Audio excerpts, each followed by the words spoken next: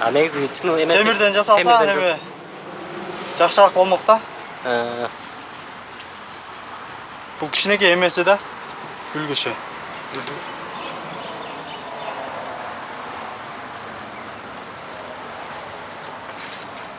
Мана ылдый кое бергенде башка көтөрүлөт да. Көп азыр түшүнө бербейт. О, эки жолду көрдүңүзбү? Ошол багытын өзгөртөт да. Биринчи түз турат мындай болуп. Анан маяка жүк же кишинин немесин коебуз люлькагачы. Анан бул акырын ылыйлайт.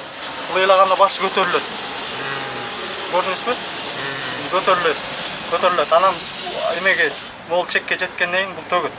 Кийинкиге өткөзүп берет. Дагы ушундай рельса сыяктуу болот да. Дагы ушунун копиясы дагы ушундай уланып кете берет. А буну эмнеге колдонсо болот мисалы үчүн? Муну транспортировка.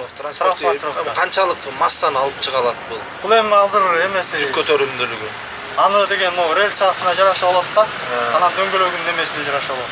Жок, муну заводдун ичинде колдонуш керекпи же Заводдун ичинде колдонсо болот.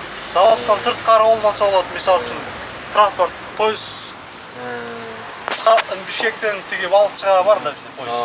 Ошол сыяктуу эмес болот да.